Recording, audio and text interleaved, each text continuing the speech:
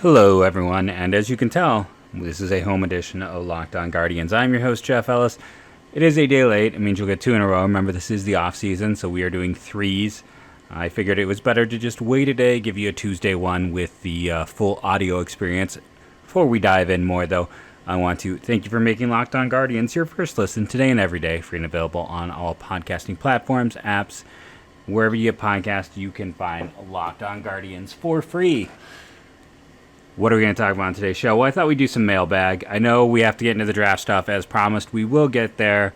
I mean, draft is going to be a big component, especially with the lockout going as it is. I expect more and more people are going to be interested in college baseball, maybe more so than ever.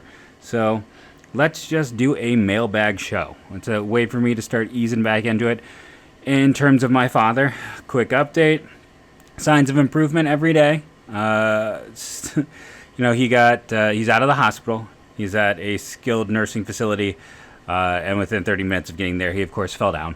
But he was fine, just trying to do too much.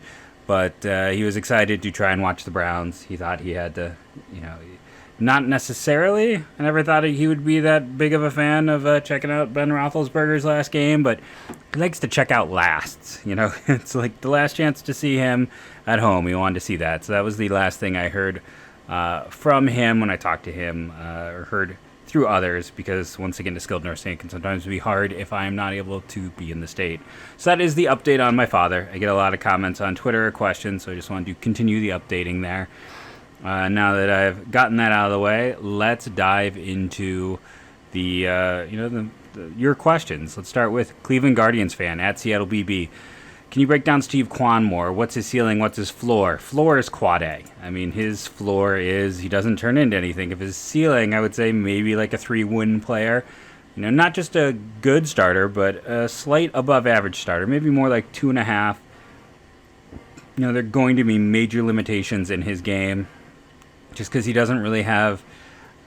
I know he had the extra base hits this year, so I know people will be like, well, you can't say he doesn't have power. And I always say, don't just jump up and assume, size equates power, because for a long time, boy, that felt like what everyone seemed to think was that size equated power. But Jose Ramirez should have taught us one thing, that is not always the case. And, Kwan did have 12 home runs this past year over 70 games. He had a good rate there. What you're mostly looking at, though, is, he walked almost as much as he struck out. Let's see, over the course of 36 walks, he should walk more than he struck out this past year. Good rates at both of those. You're happy with what he does there. You're happy with, the bat to ball. That's the thing. Okay, so I'm kind of surprised I haven't gotten as much negative Ty Freeman feedback as I expected after the shows last week.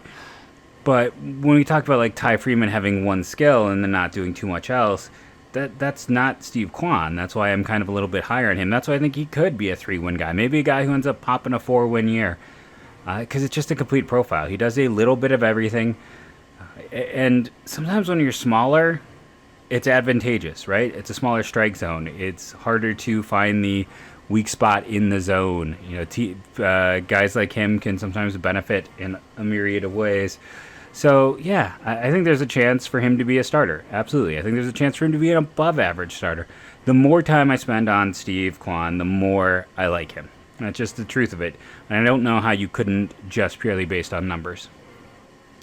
At Alton Jr. 11, Alton, again, the one who told us, came up with the idea that was very well received of the, prospect failures and misses. So his question is, Rocchio is clearly the shortstop of the future in my eyes. So if Arias is not in the long-term plans, it would be prudent to trade him while he's still in AAA producing to mitigate the risk of not receiving top value in a trade. Yes, if you don't think that he is the shortstop of the future, then you're probably selling high at this point. His valuation, I think, has gone up. I think he's, I got into a debate recently on one of the few moments I was on Twitter in the past week, where I didn't realize that essentially in some places he is almost now viewed as a universal top 100 prospect. That was certainly not the case when he came to Cleveland.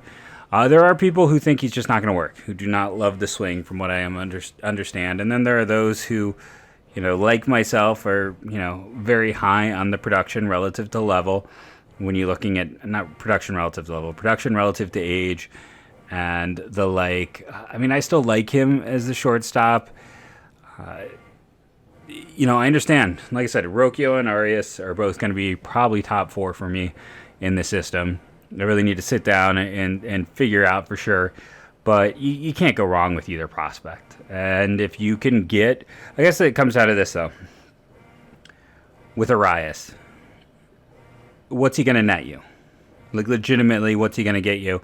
As opposed to, he could help this team next year as a hitter. So that's where I kind of waffle, right? Like, especially, I mean, for me, it's more like trade Rosario. Some of those trades I've talked about in the past, potentially. Trade Rosario and have Arias at short. Heck, with his arm, he could play any spot in the outfield, and he's athletic enough to figure it out.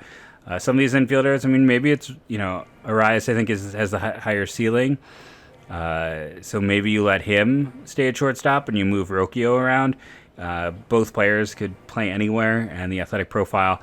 Like, I just don't want to trade him unless I'm pretty sure that I'm going to get someone who can produce better than him. Because if I'm trading him for, like, an outfielder, I want it to be, for sure, someone who's going to give me at least what the production is there that we'd lose. Alton follows that up with, would trading Rosario and bringing in Arias up be... Sorry, I was just checking time there.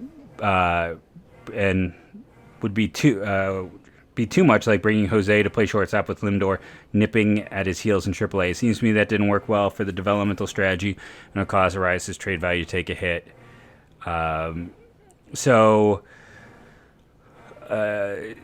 What I view this, the thing with Jose Ramirez actually did well in that situation. It was when they then took the position away from him to give it to Lindor. And there was also Jose, the negative part with Jose's development was more, he wasn't putting in the time at that point. Like, there were points where, I mean, he now puts in more time than anyone, but it seemed, I think it's apples and oranges to compare those situations. And when it comes to someone like Arias, if you trade Rosario, you got a full year to see if this guy can be your shortstop. If he can be, like I believe, then great. Then you move Rocchio to another position. You let him play second. You let him play third. You move him to the outfield. Either way, this way you get two guys with 6 years of team control to be above average bats. I mean, what are you going to... Again, what would you net? Then he continues on with this question. Isn't the question whether we are more likely to deal Arias/Rosario largely going to be answered by what team we make a deal with rather than who we prefer to deal with? So I get the point here that, like, you know, if it's Pitt, Baltimore, Chicago, they likely lean Arias, Yankees, Cincy, and Arizona, Rosario.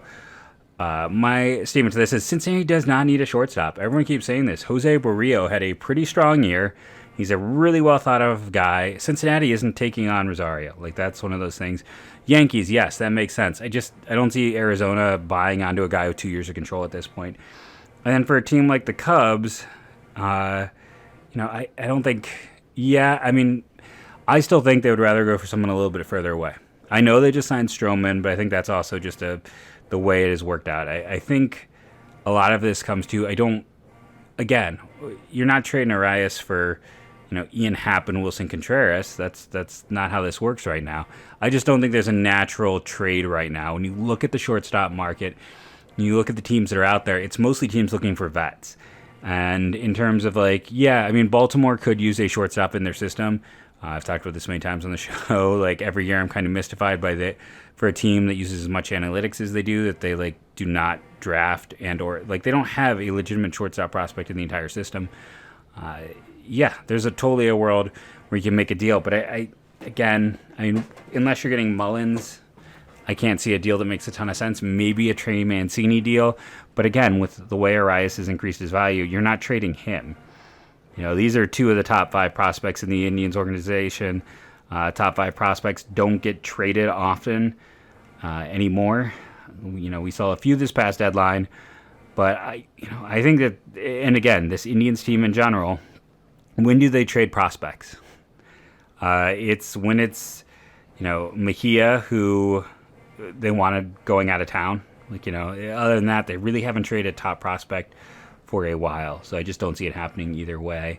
We are going to pause here for our first commercial break, come back and take more questions from you. And our first sponsor is my favorite. You know that means it's Built Bar. I haven't been to Built Bar. I've been on the road, right? You know, you've been hearing me do these ads as I've been doing these road shows. Let's see what's going on. Ruby chocolate is back right now. Lemon dip cheesecake is back. Eggnog, caramel macchiato, caramel almond delight. I enjoy that one quite a bit. Coconut brownie chunk, coconut almond, and still a sale on gingerbread. I'd be tempted by that one. New arrivals all the time.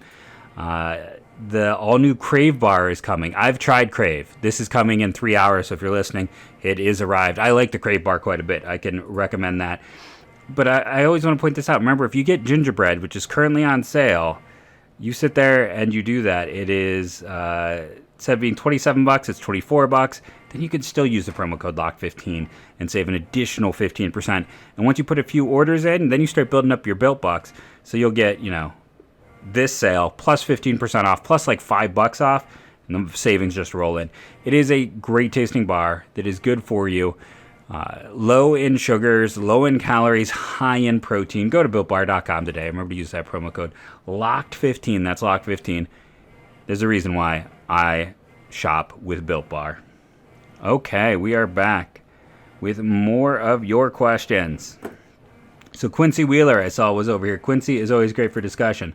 See, as Quincy is asking, back on December 15th, what is your favorite version of the C the Cleveland baseball teams have adapted as their logo? Quincy, I hate to be this person, but I don't think I have one. I guess block, probably. I've never been, maybe this is why I didn't get all that upset or all that bothered. I've never been a logo guy. It's the same way, I don't know if I could tell you anybody's number. That's never been my thing. I don't have, it's about, the end result. I almost don't even look at, I look at the uniform. I was happy when they made their change. I know it cost me some followers on Twitter whenever I state that, but that's just the case of the matter. I was happy to see that change occur. Yeah, I guess Bloxy, just because that's the one I can think of. It at least left some imprint in my mind. If you had to pick between Jimenez, Arias, Jones, or Tenya as most likely to trade this offseason, which would you pick? Well, Jones, the Indians, aren't going to trade low, and he had a down season, and he's hurt. They really like his power potential. Power is the hardest thing to acquire. Honestly, it is the hardest trait to acquire. Everyone is so low on Jones. I think it's, is he one of my top 3 prospects right now? No. But he's probably still going to be about 5th in the system. And I think a lot of people are he's a young kid. He had a down year. He got hurt. He played in a park that is known to mess with heads because it's a very poorly designed park. Jones, no. Jimenez, you're selling low, so Arias or Tenya. I think at the end of the day, it's Tenya, just because he's so blocked, and you have so many players ahead of him, and you're already burning through those option years for him right now. My favorite baseball book, I did like, The Only Rule Is You Have to Win. I thought that was interesting. I think part of that was fun just because, me realizing one of my Twitter followers was their, baseball math guy in there. I was like, oh, I know, the same way, when the Yankees hired Matt Blake, I'm like, wait, I think he's a follower on Twitter, and I was right. Sometimes I don't pay enough attention. There's part of me that really enjoyed Moneyball. I know that's, something that maybe I shouldn't admit, but the fact that they're sitting there, I love the draft. That should be no surprise to anyone who listens to the show and knows my work. I am a draft head. It was interesting, that whole section on the draft, with just, the behind the scenes and the way the baseball draft is different, where they wanted certain players. I believe that's that draft covered. It's the year that Oakland had all those picks. I think that's the year the Indians took Guthrie. And you do get a little bit of info about that in there. So that's up there as well. I remember enjoying reading, was it Shoeless Joe, the Ray Kinsella book that is the basis for Field of Dreams when I was in high school. Bang the Drum Slowly is a short story I always enjoyed. That was a really good baseball read. I'm sure there's other ones. There's some ones I've read my daughter, why am I blanking on the one about the female African-American baseball player right now? We read that one a bunch. And as a kid, I always liked all the various takes on Casey at the Bat, but more the in-depth ones where good things happen. I never liked the sad things. So Quincy, I hope I answered most of your questions there. No puppet, no puppet at Elvis Leg. By the way, Quincy Wheeler is at Quincy Wheeler 1. But to go back, dream trade scenario. Most devalued player on a team in need of farm hands equal trade partner. I already talked about it. I think Garrett Cooper is really interesting just because when he has been there, I mean, the guy's performed. But if we're just talking about, like, a team where there's a devalued asset, where we're looking at a team that's, like a Baltimore. We're looking for a low-end team. Maybe Anthony Santander. He had the down year after the good year. Baltimore is a mess. There's a lot of reasons why a player did not perform well. His value is down. He was one of those guys, too, where maybe we all overestimated him a little bit. He is 27 years of age. He has basically had one good year in that weird 2020 year. Outside of that, he's been a below-league average bat and a below-average defender. Maybe getting him out of Baltimore could do wonders. And again, maybe he's just not that good. He might be an interesting devalued asset. If you're looking for an outfielder with some pop, he kind of stands out there. Again, I don't think, I could talk about the Mets again, but I don't think they're a team that's really looking to add prospects. They're looking for help now. Josh Bell always comes up, and I don't think he's devalued. If anything, I think his value is probably up compared to a year ago, but I think anything with him has to be, you're hoping they're going to need some salary to make a deal like that happen. Man, the fact that Roster Resource has Alcides Escobar listed as the shortstop for them is rather humorous for me at this point, that he is still in existence with the Washington Nationals. I like Lane Thomas out there. I've liked him for a while. I don't know if he counts as devalued asset or not.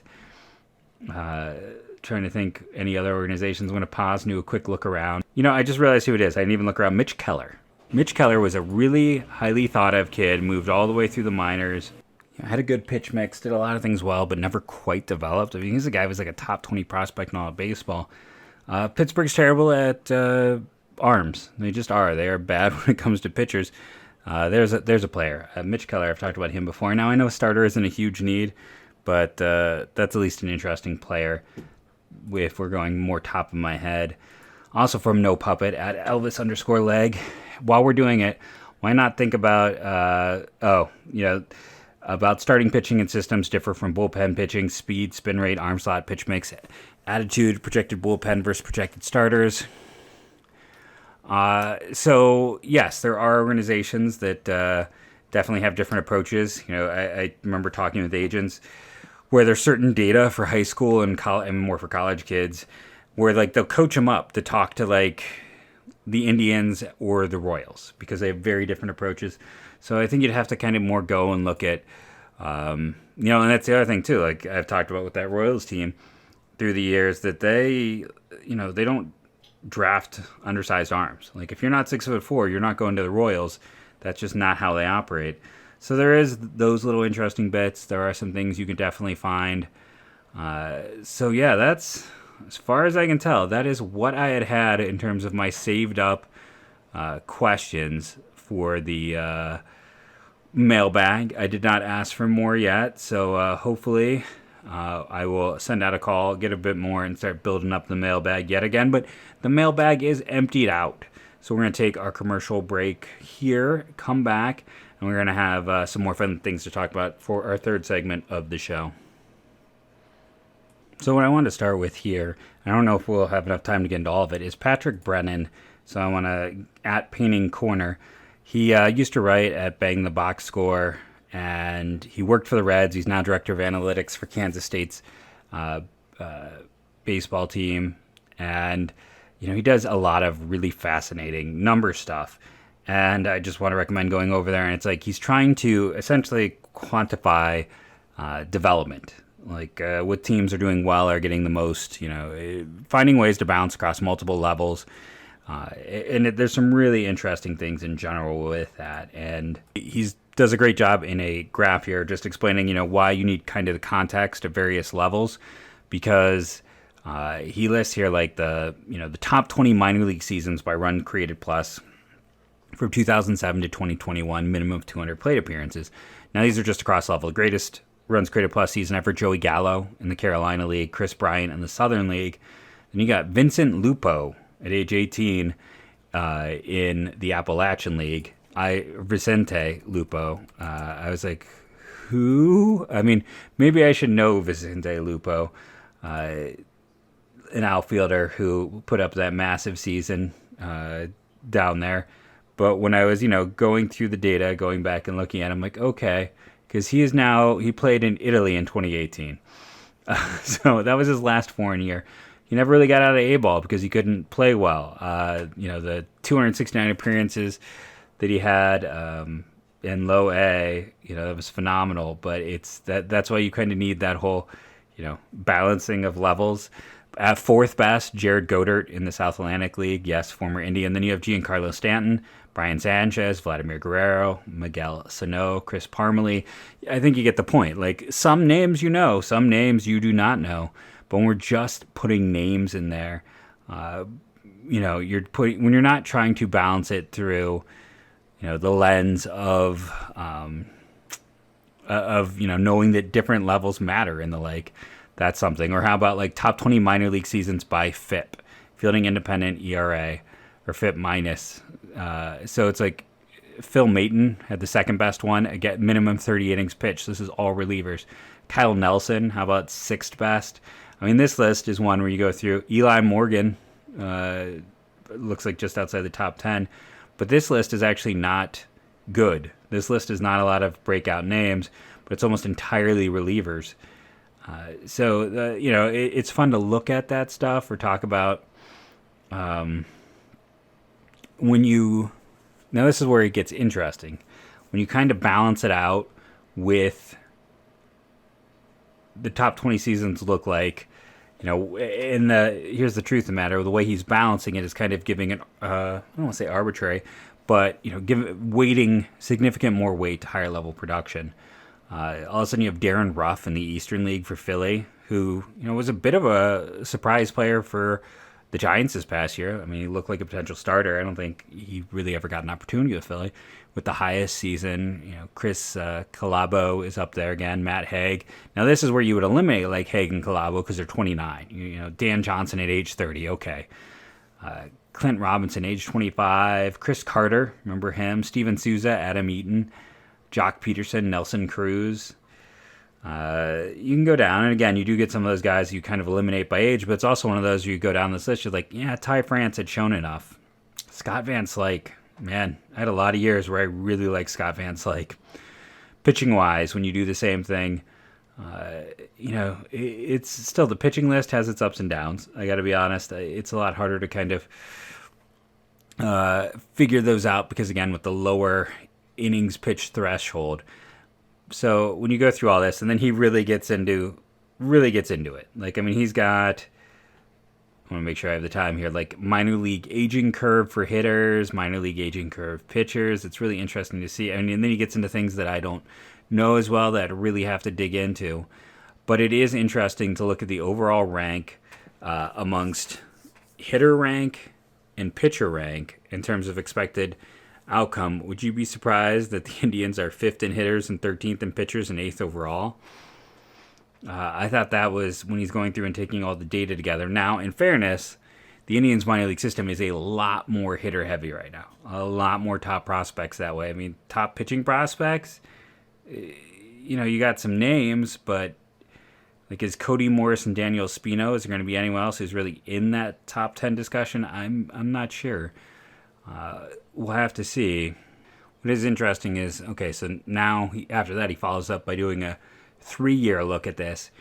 When you look at the 3-year look, which isn't just last year, but an overall 3-year look, all of a sudden Cleveland is 12th in hitters, 8th in pitchers, 8th overall. So they drop what? I think they said they're 8th in the one year, 8th in the other one, though it almost flips their pitching and hitting ranks. Colorado, bottom of both. Ooh, be thankful you aren't a Colorado fan.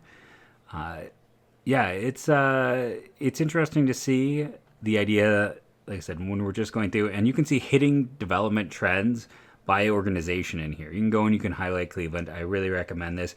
Again, it's at Pating Corners, and it's his saved link.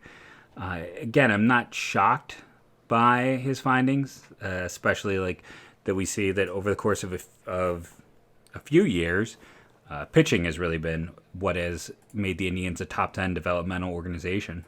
And I'm not that shocked that, a 3-year, because the problem with the 3-year cycle right now is you kind of have that lost year, unless, again, I should be reading deeper in the article. But even if you look at just the last 3 years, they've already had a lot of those guys graduate. And, Logan T. Allen, I just realized, yes, there's someone out there shouting at me, I forgot Logan Allen the younger. Yeah, there's 3 really kind of interesting cream of the crop arms for the Indians. And then nice depth throughout, but the top prospects, the interesting guys, are almost exclusively bats for Cleveland. So that should be no surprise. But then again, at the same time, in terms of high-level production over the past few years, the hitting has been weak. I mean, the minor leagues have been a bit weak. They traded away, promoted, they did everything they could to kind of keep their window open as much as they could. They were never quite willing to sell it all, though. There were many points where I was fine with trading Nolan Jones or Brian Rocchio. A lot of those guys, especially in the lower minors, if I thought it was going to net them a return that could help them advance further. That hasn't happened. Still having hope that they are going to do something once this lockout is over to go out and put together multiple pieces, consolidate, that's the word I'm looking for, to improve this roster. Time will tell, but I still have hope for consolidation. I thought this piece was interesting from Painting Corners, Patrick Brennan. What's going to happen the rest of the week on the show? We are going to go start draft on tomorrow. I'm going to start at the back end of my list and work my way forward. We'll see how many shows it takes to get through my initial list of players. I don't remember off the top of my head how many there are. I was looking at it recently, so I know it's like a weird amount. Like I went 34, 35 deep, something like that. So we'll start. I'll talk about guys and just start moving forward. I'm not going to try to dig as much into the statistics that I can't do top of my head, but I feel like every player I have done enough digging where I should be able to give you a reasonable explanation for why I have them ranked where they are. I've been Jeff Ellis. This has been Locked On Indians podcast, Locked On Guardians podcast. That's going to happen from time to time still. Locked On Guardians podcast. I want to thank you again for making it your first listen today and every day on all podcasting platforms, apps, and the like. Go check out Locked On Browns. We got a Monday night game. Might as well go see what their take is after the good, the bad, the ugly of this one. Again, I've been Jeff Ellis. I also want to thank, I saw we had a new review, and we stayed in the top 100, even though it was a weird release schedule with bad quality. So thank you to all the Locked On Guardians listeners, Locked On Guardians fam, Locked On Guardians team. And as I always say now, go Guardians, go.